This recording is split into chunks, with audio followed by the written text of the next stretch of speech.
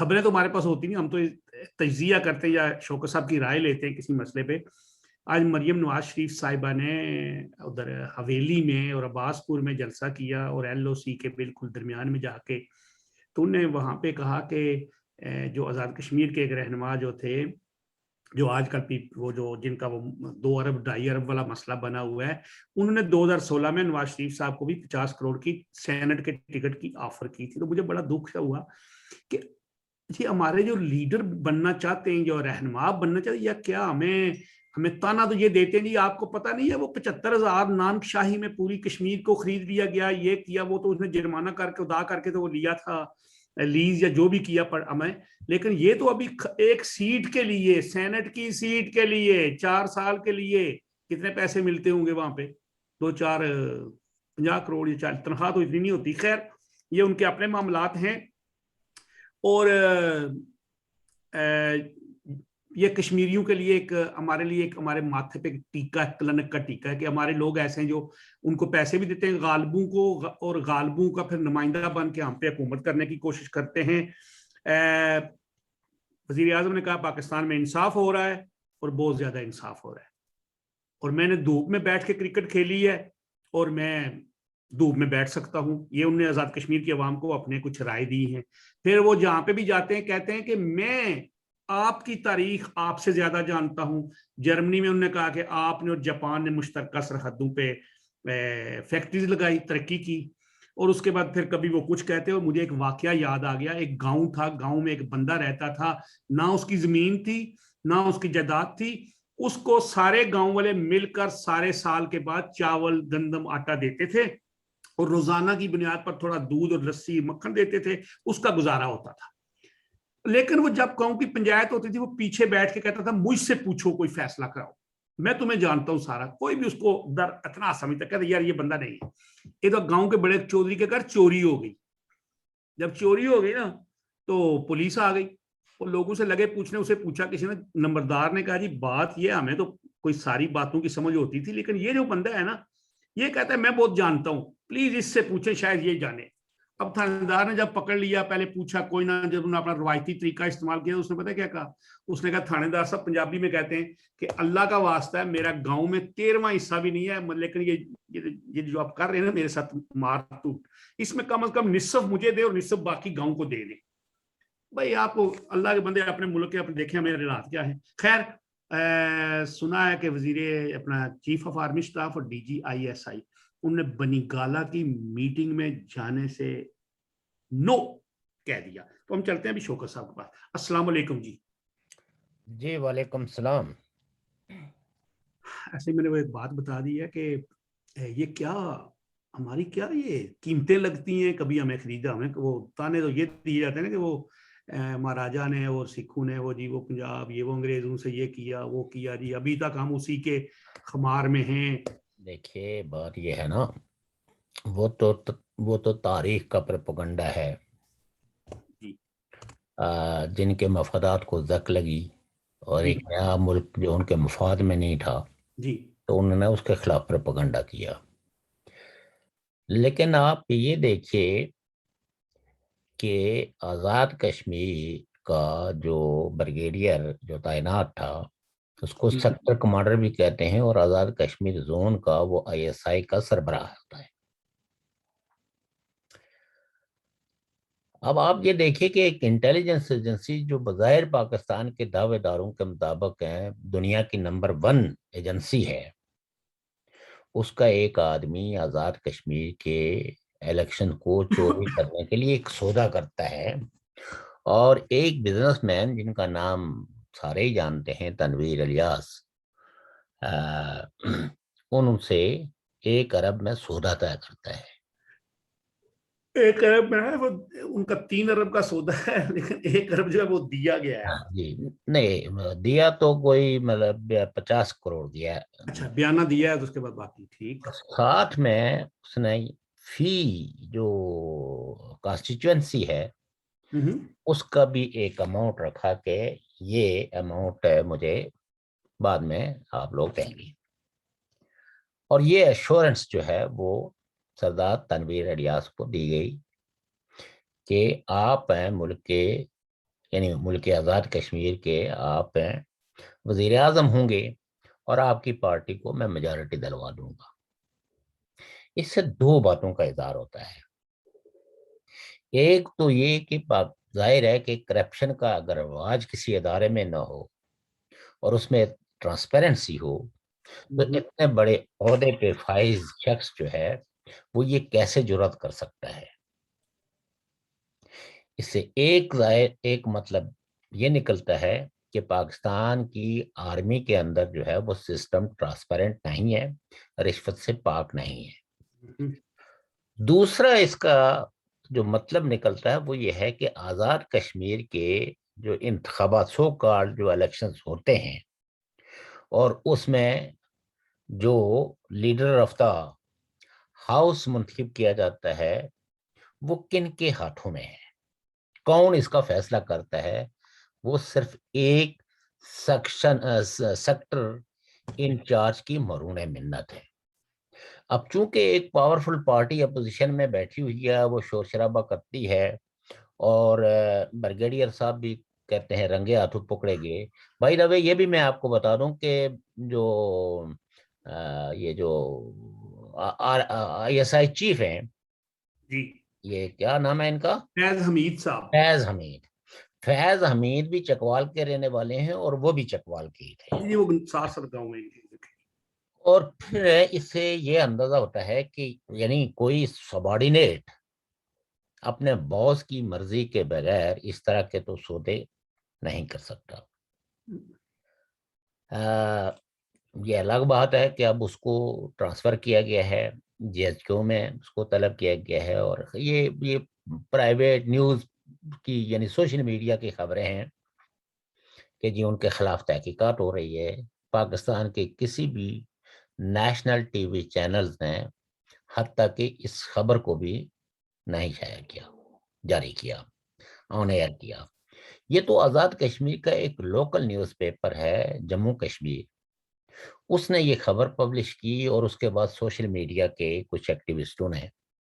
بہرحال یہ تو طے ہے کہ اس کو وہاں مظفر آباد سے ٹرانسفر کر دیا گیا اور اس کی جگہ ایک دوسرا بریگیڈیئر جو ہے وہ بھیجا گیا ہے, بریگیڈیئر ندیم صاحب. جی. اب ظاہر ہے کہ آزاد کشمیر کے سارے امور کے انچارج جو ہے وہ ندیم صاحب ہیں. اس سے آپ ماضی میں ہونے والے الیکشنز کی ٹرانسپیرنسی کا آپ اندازہ کر سکتے ہیں کہ وہ کتنے ایک ٹرانسپیرنٹ رہے ہیں, کتنے ایک فیئر تھے, اور اس میں ISI کے چیف کا کیا رول رہا ہے. یہ بہت سیریس سوالات ہیں. پاکستان والے ہمیشہ شور شرابہ کرتے ہیں Indian side of Jammu Kashmir کے الیکشنز کو, اس کے رگڈ ہونے کا, اس کے خلاف طرح طرح کے الزامات لگاتے ہیں. حالانکہ حقیقت یہ ہے وہ سردار قیوم صاحب کی زبانی جو ہے وہ ایک ہے, چونکہ وہاں آپ کو پتا ہے کہ ایک گروپ ہے جس کا نام ہے حریت کانفرنس, وہ ہمیشہ الیکشن کی بائیکاٹ کی کال دیتے ہیں, اور ان کی چونکہ ان کی سرپرستی میں ہی جو جموں کشمیر ہے, انڈین آکوپائڈ کشمیر ہے, اس میں جو ہے وہ ٹیررزم کی تحریک چل رہی ہے, اور تمام جتنے بھی انتہا پسند ہیں, ملیٹنٹ ہیں, وہ حریت کانفرنس کے ہی شیلٹر میں کام کرتے ہیں. تو لہٰذا جب حریت کانفرنس جو ہے وہ کوئی بائیکاٹ کی کال دیتی ہے تو اس کا مطلب یہ ہوتا ہے کہ تمام ملیٹنٹ گروپ اینڈ آرگنائزیشنز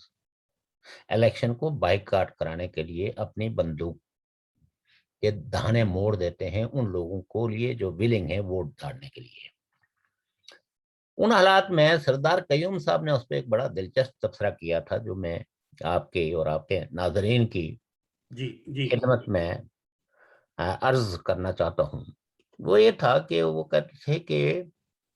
بھارتی مقبوضہ کشمیر میں لوگ پولنگ بوتھ پہ اپنی مرضی سے نہیں جاتے, بلکہ انڈین آرمی ان کو الیکشن بوتھ پہ بھیجتی ہے, اور وہ لیکن الیکشن بوتھ پہ جب وہ پہنچ جاتے ہیں تو پھر وہ اپنی مرضی سے ووٹ دیتے ہیں، اور جس کو ووٹ دیتے ہیں وہ الیکشن جیت جاتا ہے۔ نے کہا ہمارے ہاں یہ ہے کہ لوگ ووٹ دینے کے لیے تو اپنی مرضی سے جاتے ہیں، لیکن جس کو ووٹ ڈالا جاتا ہے وہ گنا نہیں جاتا۔ یہ سردار عبد القیوم خان صاحب جو آزاد کشمیر کے مختلف عہدوں،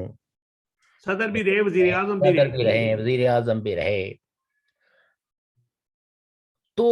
یہ کیوں یہ پہلی دفعہ چیزیں انفولڈ ہو رہی ہیں؟ مثلا پہلے کشمیریوں کے خلاف اسلام آباد کے اونچے ایوانوں میں کس طرح کی کنسپریسیز ہوتی تھی، آزاد کشمیر کے لوگ اس سے بالکل انویئر ہوتے تھے، انہیں کوئی پتہ نہیں تھا کہ اسلام آباد میں کیا ہوتا ہے۔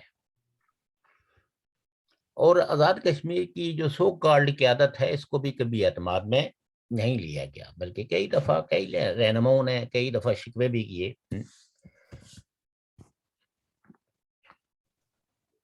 محترمہ مریم نواز صاحبہ نے اس سارے پلان کو ایکسپوز کیا۔ پلان انہوں نے یہ کہا کہ جو عمران خان اور ان کی حکومت ہے، انہوں نے، اور یہ بات انہوں نے حلفاً کہی، اور ایک جلسے میں انہوں نے کہا میں قسم کھاتی ہوں، حلفاً کہی کہ اسلام آباد کے کوریڈورز کے اندر یہ فیصلہ ہو چکا ہوا ہے کہ آزاد کشمیر کو پاکستان کا صوبہ بنا دیا جائے، اور گلگت بلتستان کو بھی۔ انہوں نے آزاد کشمیر کے لوگوں کو باخبر کیا کہ اگر آپ اپنے وطن سے پیار کرتے ہیں، اس کی تقسیم نہیں چاہتے، اپنا تشخص چاہتے ہیں، اپنے خود مختاری چاہتے ہیں، اپنی حکومت خود بنانا چاہتے ہیں، اور اپنے سروں پہ کسی اور کو مسلط نہیں کرنا چاہتے، تو پھر آپ نے ووٹ جو ہے وہ سوچ سمجھ کے دیں۔ یقیناً ان کی جو کمپین ہے وہ مسلم لیگ نون کے کینڈیڈیٹس کے حق میں ہے۔ شاید آپ کو یاد ہو کہ ایک دفعہ prime minister Azad Kashmir, so called prime minister Azad Kashmir Farooq Haider صاحب نے بھی یہ کہا تھا کہ شاید I am the last one prime minister of Azad Kashmir, جی آزاد کشمیر، یعنی ان کا کہنے کا مطلب تھا کہ اس کے بعد کوئی یعنی کوئی اور عہدہ تو تخلیق ہو سکتا ہے، لیکن پرائم منسٹر کا عہدہ یہ لوگ ختم کرنے جا رہے ہیں، اور پرائم منسٹر کا عہدہ تبھی ختم ہوگا کہ جب آزاد کشمیر کو صوبہ بنا لیا جائے۔ اب کیا پاکستان کی اس وقت ضرورت جو ہے وہ گلگت بلتستان اور آزاد کشمیر کو صوبہ بنانے کی ہے، جبکہ ڈیفیکٹو ان کے قبضے میں ہے، اور ایسا کوئی چیلنج بھی نہیں ہے۔ جو لوکل تحریکیں چل رہی ہیں ان تحریکوں میں ابھی وہ پوٹینشل نہیں ہے، اور نہ ہی ان کو وہ کوئی انٹرنیشنل سپورٹ حاصل ہے کہ وہ ان دونوں خطوں کو گلگت بلتستان کو یا پی او کے کو پاکستان سے الگ کر سکیں۔ خواہش لوگوں کی موجود ہے، لیکن وہ طاقت، وہ قوت، وہ وسائل تو لوگوں کے پاس ہے نہیں اس کو آزاد اور خود مختار بنانے کی، نہ گلگت بلتستان کو آزاد اور خود مختار بنانے کی، اور نہ ہی پی او کے کو۔ یہ وہ حقائق ہیں جن حقائق کو ماننا ہی میں سمجھتا ہوں کہ درست رویہ ہوگا۔ اگر آپ اپنی کمزوریوں کو مانیں گے نہیں تو آپ ان کو دور نہیں کر سکتے، اور جو نیشنلسٹ جو یہ خواہش رکھتے ہیں آزاد کشمیر گلگت بلتستان کے لوگ آزاد ہوں، خود مختار ہوں، یونائٹ ہوں، وہ ابھی اس پوزیشن میں نہیں ہیں کہ وہ یہ اتنا بڑا عظیم کام سر انجام دے سکیں۔ لہذا پاکستان کو ان دونوں خطوں کے اندر کوئی ایسی تھریٹ نہیں ہے کہ جسے یہ علاقے ان کے ہاتھ سے نکلنے جا رہے ہیں۔ اس میں کوئی شک نہیں کہ جو ٹریٹی آف ایکسیشن بھارت کے ساتھ مہاراجہ ہری سنگھ نے کی، وہ پوری ریاست جموں کشمیر کی ہے، اور انڈیا جو ہے، انڈیا کا یہ کلیم ہے کہ پوری ریاست جموں کشمیر انڈین یونین کا حصہ ہے۔ آپ میں دوسرا کوئی مانے نہ مانے، لیکن یہ ان کے کلیمز جو ہے وہ بہت واضح واشگاف دو ٹوک ہیں، اور کئی دفعہ انہوں نے ری ایٹریٹ بھی کیا کہ ہم ان علاقوں کو واپس ریاست جموں کشمیر کے ساتھ شامل کر کے پاکستان سے لبریٹ کروائیں گے۔ لیکن گزشتہ 70 سالوں کی جو ہسٹری ہے وہ یہ بتاتی ہے کہ انڈیا نے ایسی کوئی ایٹمپٹ ان دونوں خطوں کے اندر نہیں کی کہ ان کو زور زبردستی سے لے لیا جائے یا ان خطوں پر کسی قسم کی کوئی لڑائی ہوئی ہے۔ ہاں، کراس بارڈر ٹیررزم کی رپورٹیں آتی رہی ہیں، ایل او سی پہ کراس فائرنگز ہوتی رہی ہیں، جو کمانڈر سیکٹرز آپس میں بیٹھ کے کوئی طے کر لیتے ہیں اور اس کے بعد وہ توپوں کی گرج بند ہو جاتی ہے۔ مجھے ایک سمجھ میں آئی ہے، maybe I am totally wrong, وہ یہ ہے کہ عمران خان صاحب جو ہے وہ فوجی جرنلوں کی ڈیمانڈ پوری کر کے تو کسی نہ کسی حد تک ان کو یہ احساس ہو گیا ہے کہ ان کی ڈیمانڈ دن بہ دن بڑھتی جا رہی ہیں اور میں عوام کے لیے کچھ بھی نہیں بچا سکا ہوں جو ان کو ڈیلیور کروں، اور وہ عمران خان کو کسی قسم کی کوئی وقت یا کوئی عزت ہے۔ وہ کہتے تھے نا نواز شریف صاحب کہ ہم کب تک بارود خرید کے غربت پالتے رہیں، تو شاید عمران خان کو یہ احساس ہو گیا ہو کہ ہم کب تک ان کی ڈیمانڈز کو پوری کر کے تو مہنگائی کا طوفان پاکستان کے لوگوں پہ، یہ میرا ایک معصومانہ سا خیال ہے، ضروری نہیں ہے کہ ایسا ہو، تو لہذا انہوں نے کہیں نہ کہیں چھوٹی چھوٹی نہ کرنے کی کوشش کی ہے، یا جو ان کی خواہش تھی کہ اپوزیشن کی ساری پارٹیوں کو بزور طاقت جو ہے وہ کچل دیا جائے، ان کو ادموا کر دیا جائے، اور پھر یہ کبھی اقتدار میں آنے یا عوام سے مینڈیٹ لینے کا سوچے بھی نہ، خواب بھی دیکھنا چھوڑ دیں، یعنی کھلا گراؤنڈ اکیلے کو ملے اور بس۔ اس کے لیے ان کی آرمی سے،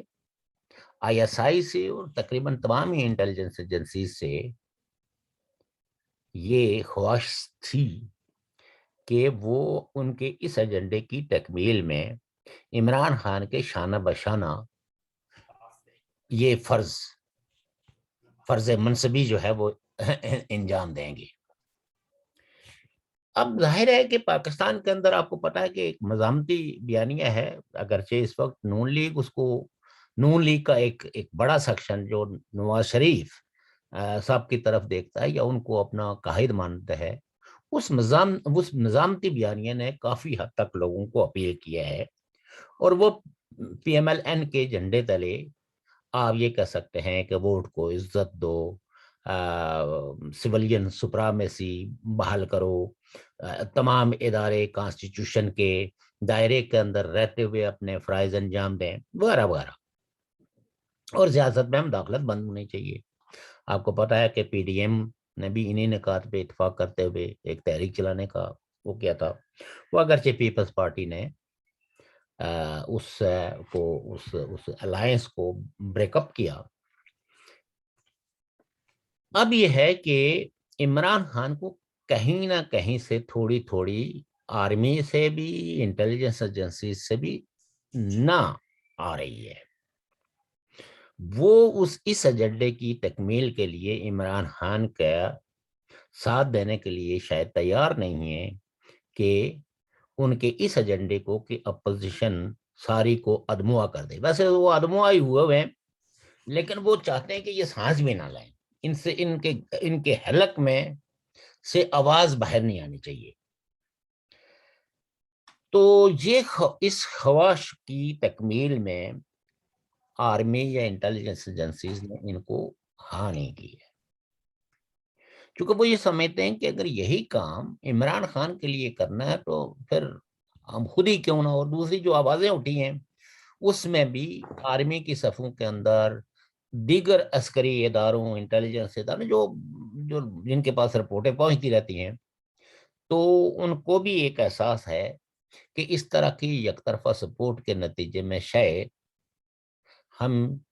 ایک ایسے انقلاب کو دعوت دے رہے ہیں جو انقلاب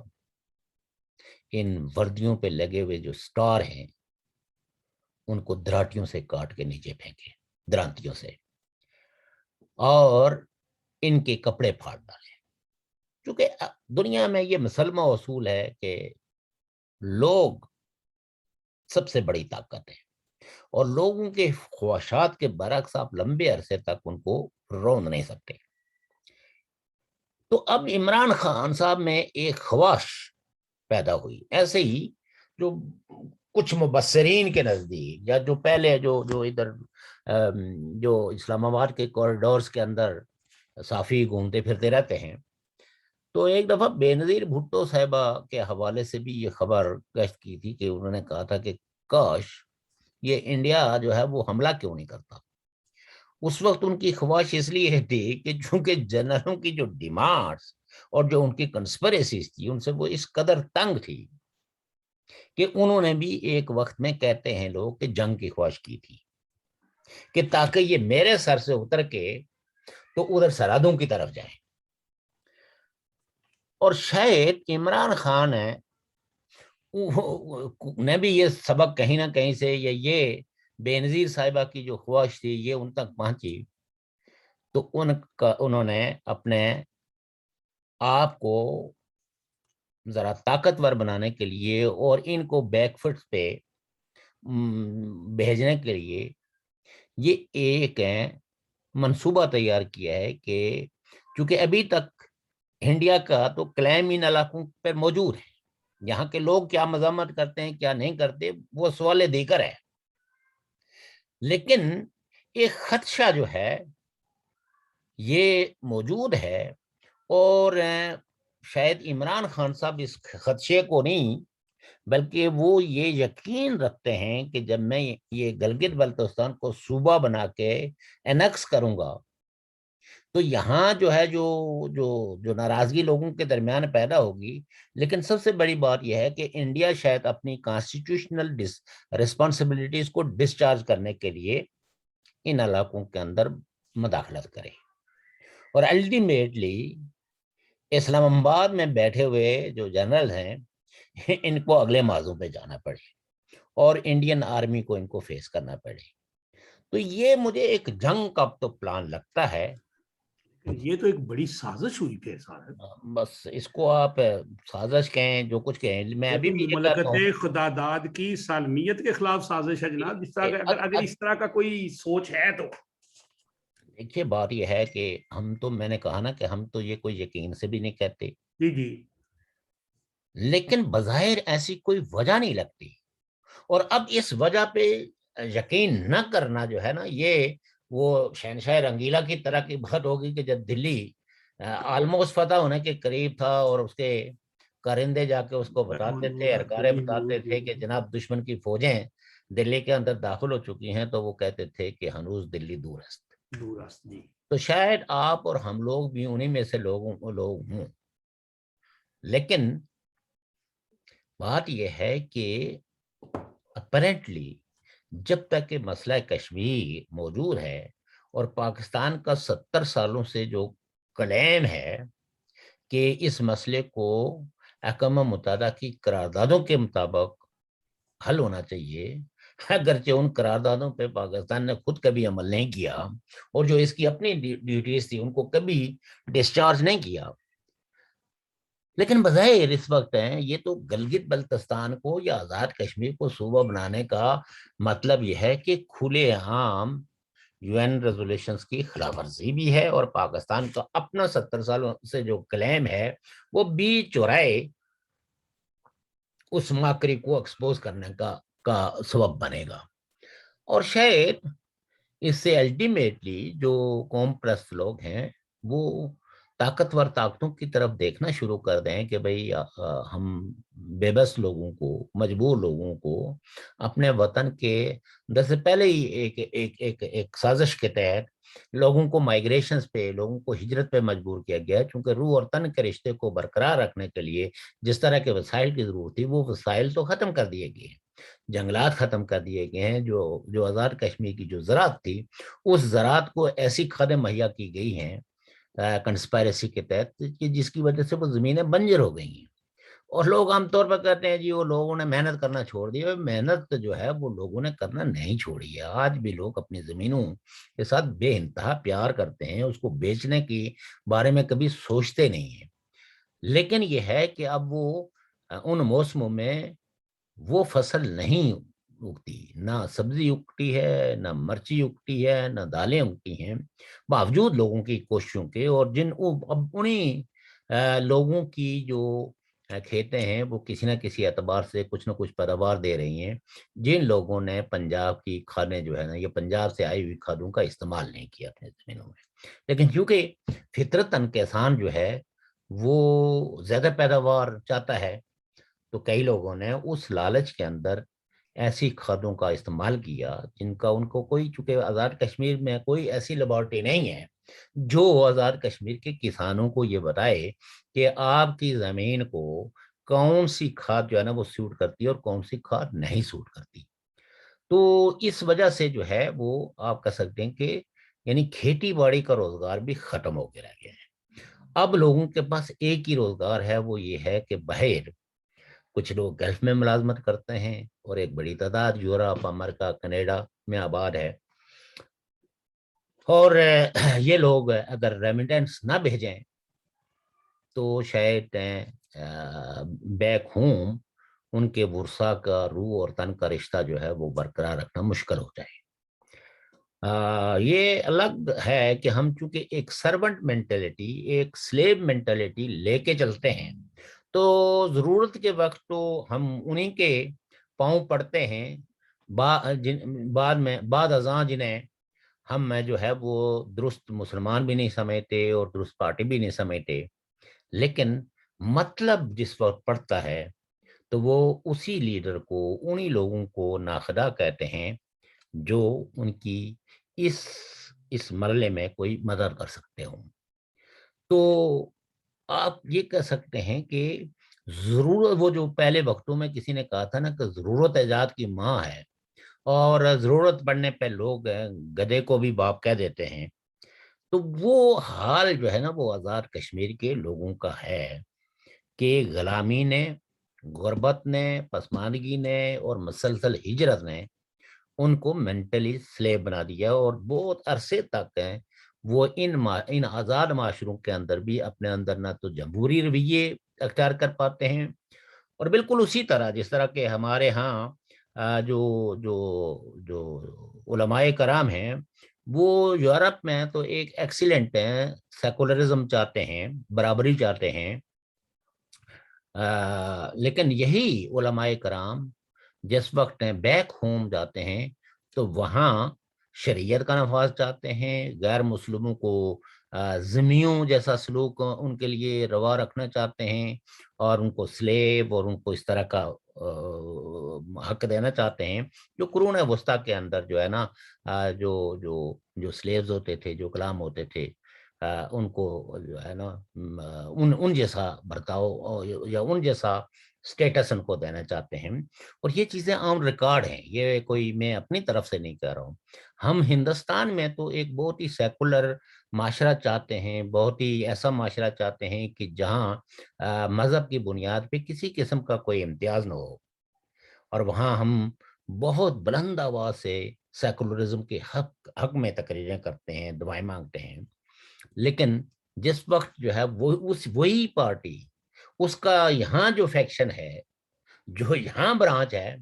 وہ کہتی ہے کہ پاکستان کے اندر اگر کسی نے سیکولرزم کی بات کی یا سیکولرزم لانے کی کوشش کی تو وہ ہماری لاشوں سے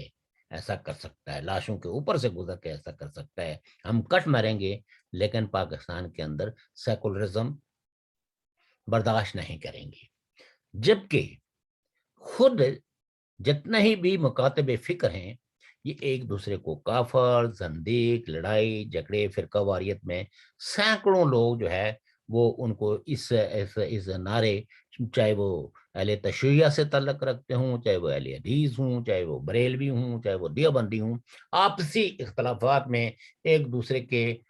قتل کو عین ثواب سمجھا جاتا ہے، یا اگر اسٹیٹ کا دباؤ پڑے تو پھر یہ کہتے ہیں کہ یہ کوئی بیرونی عنصر ہے، یا ہم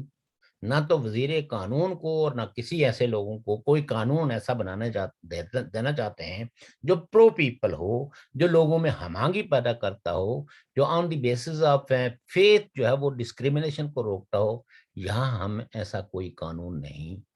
چاہتے کہ ایسا کوئی قانون ہو۔ اور انہی لوگوں کو، انہی پارٹیوں کو، انہی گروہوں کو یہاں سے لوگ جو ہے وہ چندے کر کر کے بھیجتے رہتے ہیں، جو پاکستان میں فرقہ واریت کا موجب ہیں، جو انتہا پسندی کا موجب ہیں، جو ریڈیکلائزیشنز کرتے ہیں. تو یہ آپ کہہ سکتے ہیں کہ ایک مخصوص قسم کی مینٹلٹی ہے. تو عمران خان صاحب میرے خیال میں سارے حالات سے، چونکہ ڈلیور تو وہ کچھ نہیں کر پا رہے ہیں، تو کرونا سے بھی انہوں نے جو فنڈز وصول کرنے تھے وہ کر لیے، لیکن عوام پہ آئے دن وہ مہنگائی کا بم برساتے رہتے ہیں، اور جس کی وجہ سے لوگ بہت شدید متنفر ہیں موجودہ حکومت سے، اور اس کا اظہار آپ آزاد کشمیر میں بھی دیکھ سکتے ہیں. تو اب وہاں نتائج پہ اثر انداز ہونے کے لیے جس طرح کی رشوت اور یہ ساری چیزیں ہیں آفر کی گئی ہیں، تو یہ میں سمجھتا ہوں کہ لمحات فکریہ ہیں کہ آرمی کا اتنا بڑا سینئر بریگیڈیئر کے عہدے پہ ترقی پانے والا آدمی، ISI کا جو ہے وہ آزاد کشمیر کا سربراہ جو ہے وہ رنگے ہاتھوں پیسے پکڑتے ہوئے پکڑا گیا، اور الٹیمیٹلی آرمی کو اسے واپس بلانا پڑا، اس کی خدمات آزاد کشمیر سے واپس لے کے، تو ایک دوسرا اس کا ہمرنگ بھیجا گیا. اب وہ کیا گل کھلاتے ہیں یہ تو ہم کہہ نہیں سکتے، لیکن میں یہ ضرور کہوں گا کہ مریم نواز صاحبہ نے جس طرح کی کمپین کی ہے، جس طرح کی لوگوں نے والانا ان کے ساتھ ہیں یکجہتی کا اظہار کیا ہے، یہ دراصل انہوں نے جو کشمیریوں کی مظلومیت کی نفس پہ جو ہاتھ رکھا اور ان کے حقوق کی جو بات کی، ان کے تشخص کی جو بات کی، یہ کافی حد تک لوگوں کو اس بات نے اپیل کیا. اور آپ یہ دیکھیں کہ جلسہ ختم ہو جاتا ہے لیکن پھر بھی لوگ جو ہے وہ ان کا جی نہیں چاہتا کہ واپس گھروں کو جائیں. حالانکہ پہلے یہ ہوتا تھا کہ آخری مقرر جو ہوتا تھا تو اس میں لوگ آہستہ آہستہ، جیسے باغ میں عمران خان صاحب جب اس وقت تقریر کر رہے تھے اور یقیناً وہ آخری مقرر تھے، تو وہ باقاعدہ کیمرے کی آنکھوں نے وہ سین کیپچر کیے ہیں کہ لوگ روانہ ہو رہے ہیں. اور عمومی طور پر مخالفین نے کہا کہ وہ جو تیارداری پہ لائے تھے ان کی تیاری پوری ہو گئی تھی، تو اس لیے انہوں نے کہا کہ اب واپس ہی جایا جائے. تو یعنی سبھی تقریباً لوگ جو وہاں موجود ہیں وہ عمران خان صاحب کے تمام ہی جلسوں کو ناکام قرار دیتے ہیں، سوائے ایک جلسے کے جو بھیمر میں ہوا، کہ اس میں چونکہ ایک تو کہتے ہیں لوگ، اب اس میں کس حد تک صداقت ہم تو وہاں موجود نہیں ہے اور ہم کسی پروپیگنڈے پہ یقین نہیں رکھتے، کہ پنجاب سے بڑے پیمانے پہ جو ہے وہ اسٹرینتھ منگوائی گئی تھی کہ تاکہ اس سے پہلے جو محترمہ مریم نواز صاحبہ نے جلسہ کیا، کم از کم جو ہے ملک کا، پاکستان کا وزیر اعظم جو ہے وہ کم از کم اس سے بڑی گیدرنگ سے خطاب کرے تاکہ عزت بچ جائے. اب یہ تو جو تقابل کرنے والے لوگ ہیں وہ تو کہتے ہیں کہ بمشکل اس جلسے کا وہ میچ کر پائے ہیں. اب کر پائیں یا نہیں کر پائیں یہ تو وہیں کے لوگ بہتر جانتے ہیں، لیکن الیکشن جو ہے کوئی اگر یہ سمجھتا ہے کہ یہ ریگ نہیں ہوں گے، ریگ سے مراد میں نے پہلے بھی کہا تھا کہ یہاں پولنگ بوتھ پہ کوئی ووٹ نہیں پھینکے جاتے، اس میں جو سرکاری عملہ ہوتا ہے اس کو بھی برائب کیا جاتا ہے، اور چونکہ یہ سارے سرکاری ملازمین ہوتے ہیں اور یہ سارے چیف سیکرٹری کے سامنے جواب دہ ہیں، اور یہ چیف سیکرٹری جو ہے یہ ہمیشہ اسلام آباد کی آرڈرز کو فالو کرتا ہے، جو وہاں کا سٹنگ پریزیڈنٹ ہو یا پرائم منسٹر ہو ان کی بات وہ سننے کا روادار نہیں ہے. تو سو دیٹ انہوں نے پہلے سے ہی اپنے جو نامی گرامی جو حکومتی صحافی ہیں، تجزیہ نگار ہیں، ان سے یہ تجزیے کروانا شروع کیے کہ جناب پہلے نمبر پہ PTI ہوگی، دوسرے نمبر پہ پیپلز پارٹی ہوگی، اور تیسرے نمبر پہ شاید جو ہے وہ مسلم کانفرنس ہو یا PMLN ہو. تو وہ یہ تجزیے کرنے کا بنیادی مقصد یہ تھا کہ تاکہ کسی پارٹی کو الیکشن میں دھاندلی کا شور شرابہ کرنے کی ہمت نہ ہو اور پہلے سے ہی لوگوں کے ذہن ہموار کیے جائیں. وہ ذہن ہموار نہیں ہوئے، چونکہ وہ اتنی بڑی کمپین کی ہے نون لیگ نے اور اس کمپین سے جو ہماری شنید ہے کہ شاید اسلام آباد کے اندر بھی رویے، یعنی اسلام آباد جب میں کہتا ہوں تو جو اسلام آباد کے اصل حکمران ہیں ان کے رویوں میں بھی ایک تبدیلی آئی ہے، اور انہوں نے میسیجنگ کی ہے کہ آپ فوج کے خلاف، اداروں کے خلاف بات نہ کریں، آپ کی جو اسٹرینتھ ہے وہ ہم نے دیکھ لی ہے، اور الیکشنز میں کسی قسم کی ہم کوئی مداخلت نہیں کریں گے۔ میں اس بات کو پر یقین نہیں کرتا ہوں، لیکن کئی ایک ذرائع سے یہ خبر پیش کرتی ہے۔ شوکر صاحب، جو آج آپ نے وہ تقریر سنی محترمہ مریم نواز صاحبہ کی جو حویلی میں ہوئی ہے، بالکل سنیے، بالکل یہ سنیے۔ لوگ جو پہلے پاکستان کے اندر ہی یہی جو سیاسی وہ اینکرز تھے یا لوگ تھے جی، وہ نواز شریف فوج کے خلاف ہے، وہ یہ ہے، وہ ادارے کے خلاف ہے، تو میں نہیں سمجھتا کہ وہ ادارے کے خلاف، وہ ان شخصیتوں کے خلاف ہے، ان کرداروں کے خلاف ہے جو جمہوریت کے منافی ہیں۔ انہوں نے آج بڑی اچھی بات کی، ان کے یہ قوم کے بچے، یہ میرے بیٹے جو بارڈرز پہ کھڑے ہیں، جو یہ ہے، ہم ان کو سلام پیش کرتے ہیں۔ دیکھیے مسلم لیگ ایک روایتی حکمران پارٹی ہے، ٹھیک، وہ فوج کے خلاف کبھی ہو ہی نہیں سکتی، چونکہ کہیں نہ کہیں فوج کی بیساکھیاں ان لوگوں کو ریلیونٹ بھی رکھتی ہیں۔ البتہ یہ ہے کہ آپ کہہ سکتے ہیں کہ نواز شریف صاحب نے ایک بیانیہ ترتیب دی ہے، اور وہ بیانیہ یہ ہے کیونکہ ان کو پے در پے جو تلخ تجربے ہوئے ہیں، ان تجربوں کی روشنی میں انہوں نے یہ کہا کہ ووٹ کو عزت دو۔ عزت کا مطلب یہ ہے کہ جو لوگ جس کو ووٹ دیں اس کو اپنے فرائض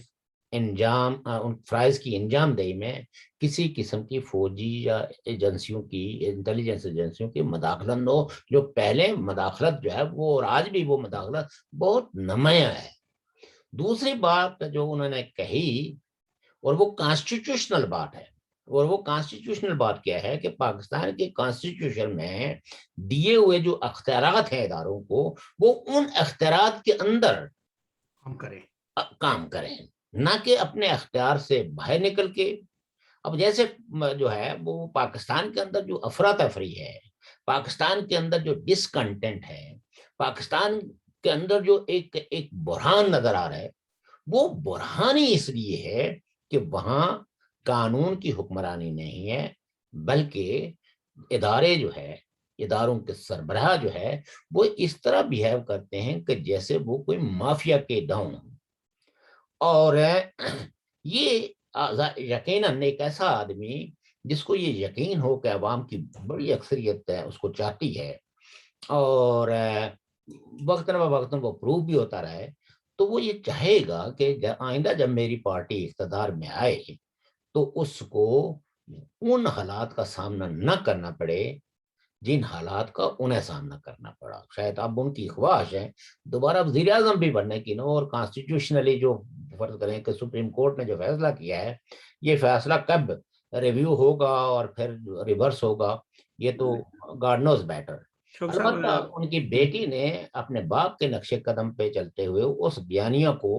آپ کہہ سکتے ہیں کہ پوری شد و مت کے ساتھ واضح کیا ہے، بیان کیا ہے، اور عوام نے اس کو ریسپروکیٹ کیا ہے۔ ان تضادات کے اندر جو حکمران آپسی لڑائی کے اندر جو تضاد ابھر کے سامنے آیا ہے، اس تضاد میں عوام کی جو اٹیچمنٹ بنی ہے وہ اس بیانیے کے ساتھ بنی ہے۔ مریم نواز کے ساتھ انہوں نے اظہار یکجہتی کیا ہے، ان کو وارملی ویلکم کیا ہے، اور ان کے جلسوں میں لوگوں کی، خواتین کی ایک بڑی تعداد نے شرکت کی ہے۔ میں عرض کرتا ہوں کہ یہ تو ایسے ہے نا کہ جو جلسے ہو رہے آزاد کشمیر میں جو تھے، وزیر اعظم کے بارے میں بھی جلسے تھے، جلسے تو ہوتے ہی ہیں، سیاسی جلسے، سرکاری جلسے تو ایسے ہی ہوتے ہیں، لیکن عوام نے ایک پیغام دے دیا ہے وزیر اعظم کو۔ وہ کہتے ہیں کہ ہم مانتے ہیں آپ بڑے غم گسار ہیں، لیکن یہ آستین میں کیا ہے یہ بھی دکھائیے، کہ ہر وقت کوئی نہ کوئی نیا بیل، نیا بمب گراتے ہی رہتے ہیں۔ اور نواز شریف صاحب کے جلسوں میں یہ اتنا ہی کہتا ہوں کہ مریم نواز شریف کے جلسوں میں یہ کہا گیا کہ روشن کیے ہوئے ہیں تیری یاد کے چراغ، آ جا تیرے بغیر طبیعت اب اداس ہے۔ لوگوں کو یاد آ رہا ہے کہ ہم کو 5 سال پہلے ہمیں کیا تھا کیا نہیں ملا تھا, کیا ملا تھا, اور اب ہم سے کیا لٹ گیا. جناب ہمارا ٹائم پھر اسی طرح 40 منٹ ہو پر گئے. اگین میں صرف 1 منٹ کی میں بات کروں گا. جی جی جی آپ کریں جی. لوگوں کی سوچ ہمیشہ ریلیٹو سوچ ہوتی ہے. لوگ ہیروئزم کا شکار نہیں ہوتے. لوگ تقابل کرتے ہیں چھوٹی چھوٹی باتوں سے, کہ پہلے آٹا اس کی قیمت کیا تھی, اب کیا ہے, پہلے چینی کتنے میں ملتی تھی, اب کیا یہ ہے, وہی ہے جی. پہلے روزگار کے مواقع کیا تھے, اب روزگار کے مواقع کیا ہے, اور ان بنیادوں پہ لوگ فیصلے کرتے ہیں. یہ سیاسی کارکن ہوتے ہیں جو تاریخ کے لیے لڑتے ہیں, جو اپنے وطن کی عزت اور اس کی حرمت کے لیے لڑتے ہیں, جو بڑی بڑی تحریکوں کو جنم دیتے ہیں, اپنے پرجوش جدوجہد کے نتیجے میں عوام کو اتنا بشعور بناتے ہیں کہ وہ بلاخر عوام ان کا ساتھ دیتے ہیں تاریخ کی بقا کے لیے, وطن کی عزت اور حرمت کے لیے. اور یہ وہ لیڈرشپ جو ہے وہ عوام کا جس وقت اعتماد حاصل کر لیتی ہے تو لوگ پھر جو ہے وہ پیچھے نہیں ہٹتے. لوگ پھر اس کی قیادت میں اس حد تک متحد اور منظم ہو جاتے ہیں کہ پھر وہ انقلاب برپا کر کے چھوڑتے ہیں. اور یہ تاریخ کا سبق ہے, یہ کوئی ہم اپنی طرف سے کسی خواہش کا اظہار نہیں کر رہے. تو اینی ہو